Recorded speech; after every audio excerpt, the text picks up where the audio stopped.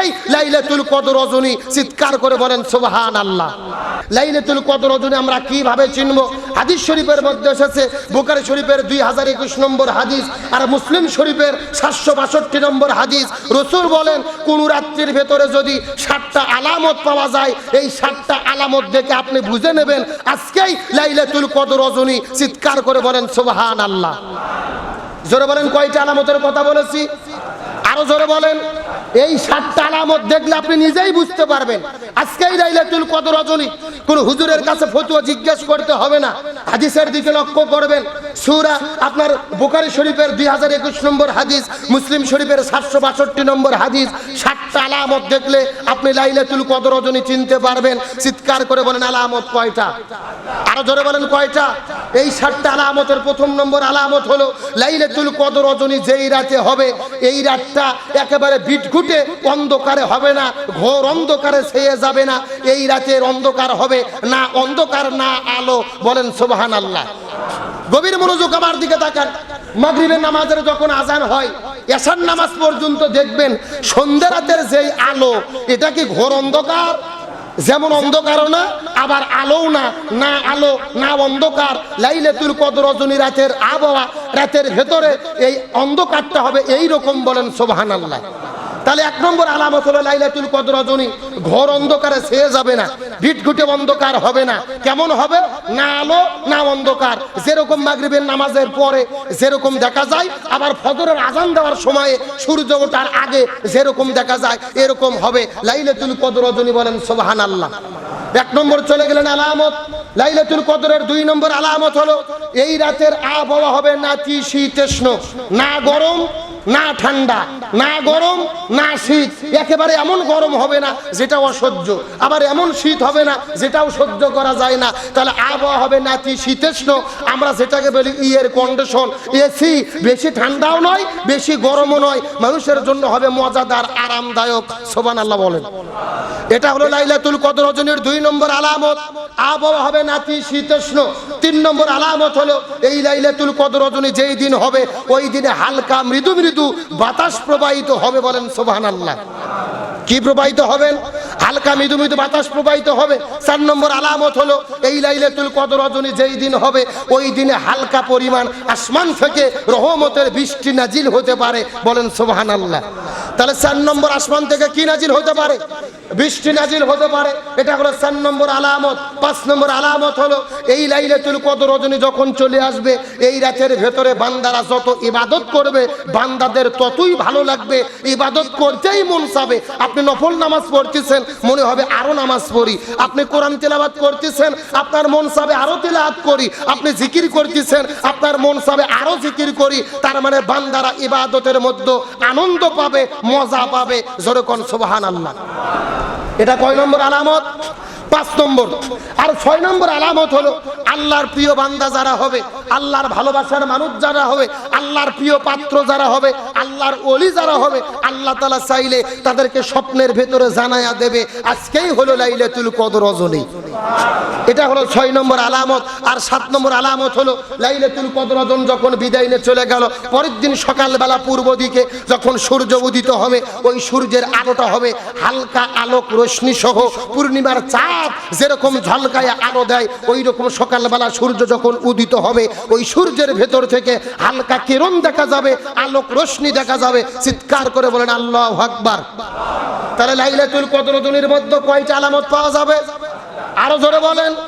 এই 7টা আলামত যে পাওয়াই যাবে 100% গ্যারান্টি বিষয়টি এমন নয়। রাসূল বললেন এই রকম আলামত পাওয়া যাইলেও যেতে পারে। তাহলে আলামত কয়টা? 7টা। 1 নম্বর আলামত হলো এই রাতটি বিদঘুটে অন্ধকারে ঘোর ছেয়ে যাবে না। 2 নম্বর আলামত আবহাওয়া হবে নাতিশীতোষ্ণ। 3 নম্বর আলামত এই রাতে হালকা মৃদু বাতাস প্রবাহিত হতে পারে। 4 নম্বর এই রাতে হালকা বৃষ্টি বর্ষণ হতে পারে। 5 নম্বর আল্লাহওয়ালা ব্যক্তি বুজুর্গ যখন ইবাদত করবে, ইবাদতে বান্দারা আনন্দ পাবে। 6 নম্বর আল্লাহর প্রিয় বান্দাদেরকে আল্লাহ স্বপ্নের মাধ্যমে লাইলাতুল কদর রজনী জানায়া দেবে। আর 7 নম্বর হলো পরের দিনে সূর্য হালকা আলোক রশ্মি কিরণ নিয়ে উদিত হবে। এই 7টা লক্ষণ যদি আপনি দেখতে পারেন, তাহলে চিন্তা করবেন আজকে এই লাইলাতুল কদর রজনী। এই হাদিস আমি যেদিনে পড়েছি আমি সেদিন থেকে মিল করার চেষ্টা করেছি। আমি গত বছরে দেখেছি, তার আগের বছরে দেখেছি, তার আগের বছরে দেখেছি। কোনোবার লক্ষ্য করে দেখা যায় 23শে রমজানে মেলে, কোনো বছর দেখা যায় 25শে রমজানে মেলে, আবার কোনো বছর দেখা যায় 27শে রমজানে মেলে। তার মানে এখান থেকে বোঝা যায় এক রাত ইবাদত করলেই আপনি লাইলাতুল কদর রজনী পাবেন না। আল্লাহ লাইলাতুল কদর রজনী উল্টায়া পাল্টায়া দিতে পারে, তার কারণ সময় হলো পরিবর্তনশীল। আগে রোজা করতাম প্রচন্ড শীতের দিনে, এখন রোজা করি গরমের দিনে, তার মানে সময় পরিবর্তন হয়। আমার কথাকে বুঝেছেন?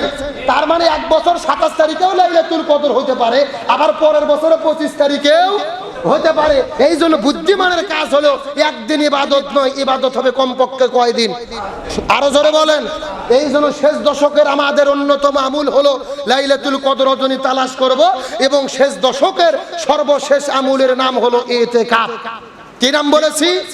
তার কারণ ইতিকাফ যদি আপনি করতে পারেন, আপনি গ্যারান্টি লাইলাতুল কদর রজনীও পেয়ে গেলেন, ইবাদতও করতে পারলেন, রাতে ইবাদতও হলো, আপনি লাইলাতুল কদরও পেলেন, তিলাওয়াতও করতে পারলেন। কারণ ইতিকাফে যারা থাকে এখানে কি স্ক্রিন টাচ ফোন টেপে নাকি, গান শোনে নাকি? ইতিকাফের মধ্যে থাকা মানে ইবাদত হয় কার? এই জন্য শেষ দশকের গুরুত্বপূর্ণ ইবাদতের নাম হলো ইতিকাফ।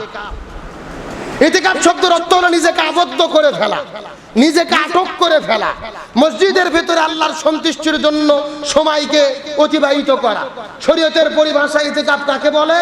আল্লাহর সন্তুষ্টির জন্য নির্দিষ্ট সময়ে নির্দিষ্ট জায়গার ভেতরে একমাত্র আল্লাহকে পাওয়ার জন্য ইবাদত বন্দেগীর ভেতরে রমজানের রোজা সহ, নফল রোজা সহ আল্লাহর সন্তুষ্টির জন্য মসজিদে নির্দিষ্ট সময় অতিবাহিত করার নাম হলো ইতিকাফ। জোরে বলেন সুবহানাল্লাহ।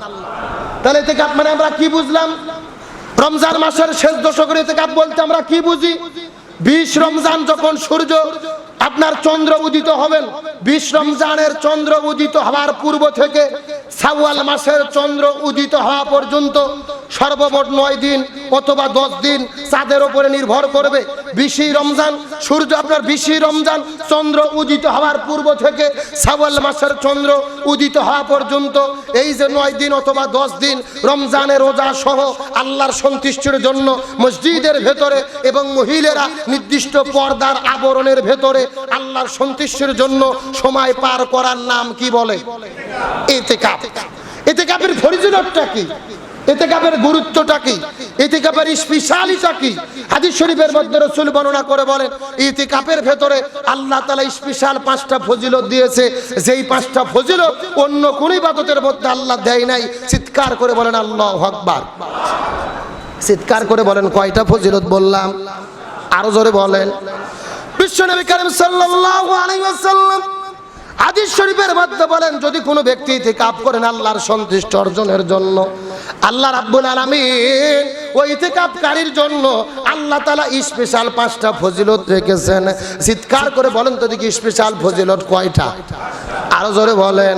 তার মধ্যে প্রথম নম্বর ফজিলত হলো আল্লাহর সন্তুষ্টির জন্য রমজান মাসের ভেতরে এই শেষ দশক যদি কোনো ব্যক্তি যদি ইতিকাফ করতে পারে, আল্লাহর সন্তুষ্টির জন্য যদি কোনো ব্যক্তি ইতিকাফ পালন করে, রাসূল বর্ণনা করেন যেই ব্যক্তি আল্লাহর সন্তুষ্টির জন্য রমজান মাসের মধ্যে শেষ দশক আল্লাহর সন্তুষ্টির জন্য ইতিকাফ করবে, আল্লাহ ওই ব্যক্তির কাছ থেকে জাহান্নামটাকে 3 খন্দক পরিমাণ আল্লাহ তাআলা সরায়া দেবে। সুবহানাল্লাহ বলেন। কয় খন্দক বলেছি? 3 খন্দক। জোরে বলেন কয় খন্দক? যেই ব্যক্তি রমজান মাসের শেষ দশক আল্লাহর সন্তুষ্টির জন্য ইতিকাফ করবে, আল্লাহ 3 খন্দক পরিমাণ জাহান্নাম তার থেকে দূরে সরে দেবে। সাহাবীরা জিজ্ঞেস করলেন, ইয়া রাসূলুল্লাহ, এই 3 খন্দক কত পরিমাণ? 3 খন্দক কাকে বলে? রাসূল বলেন, সাহাবীরা ভালো করে মনোযোগ দিয়ে শুনে নাও, আসমান থেকে শুরু করে জমিন পর্যন্ত যতটুকু ফাঁকা জায়গা, এই পুরো ফাঁকা জায়গা মিলে হলো 1 খন্দক। আর একটু জোরে বলেন। তাহলে আসমান থেকে জমিন পর্যন্ত যদি 1 খন্দক হয়, 3 খন্দক এই পরিমাণ জায়গা 3 বার, তাহলে আপনি যদি একটা বাড়িতে কাজ করতে পারেন, এই 3 খন্দক পরিমাণ জায়গা জাহান্নাম থেকে আপনার দূরত্ব হবে। হাদিসের ব্যাখ্যায় মুহাদ্দিস বলে, রাসূল এর মাধ্যমে বুঝাইতে চাইলো ইতিকাফ যদি কেউ আল্লাহর সন্তুষ্টির জন্য করে, আল্লাহ তাআলা ওই ব্যক্তির জন্য জাহান্নামের আগুনকে হারাম করে দেয়। সুবহানাল্লাহ বলবেন না? তাহলে আল্লাহর সন্তুষ্টি অর্জন করে জান্নাত যদি পেতে চায় ইতিকাফ করার দরকার আছে না নাই? তাহলে চিৎকার করে বলেন ইতিকাফের স্পেশাল ফজিলত কয়টা? আরো জোরে বলেন। আমার প্রিয় বন্ধুগণ, মুসলমান ভাইরা, গভীর মনোযোগ। রাসূল বর্ণনা করে বলেন ইতিকাফকারীর জন্য আল্লাহ রাব্বুল আলামিন স্পেশাল 5টা ফজিলত বর্ণনা করেছেন, স্পেশাল 5টা ফজিলত রেখেছেন। প্রথম নম্বর ফজিলত হলো আল্লাহ তাআলা ইতিকাফকারী থেকে 3 খন্দক পরিমাণ পর্যন্ত জাহান্নামের আগুনকে সরায়া দেবে। আর 2 নম্বর ফজিলত হলো আল্লাহর সন্তুষ্টির জন্য রমজান মাসের শেষ দশকের ভেতরে যদি কোনো ব্যক্তি ইতিকাফ করতে পারে, আল্লাহর সন্তুষ্টির জন্য যদি ইতিকাফ করতে পারে। হযরত হুসাইন ইবনে আলী রাদিয়াল্লাহু তাআলা থেকে হাদিস বর্ণনা করে বলেন, হযরত ইমাম হুসাইন রাদিয়াল্লাহু তাআলা বর্ণনা করে বলেন, আমার পিতা হযরত আলী রাসূল থেকে বর্ণনা করেছে, রাসূল বলেছেন আল্লাহর সন্তুষ্টির জন্য যদি ইতিকাফ করতে পারে, আল্লাহ তার আমল নামার ভেতরে 2টা কবুল হজ এবং 2টা কবুল উমরার সওয়াব আল্লাহ তাআলা তাদের আমল নামার ভেতরে দিয়ে দেয়।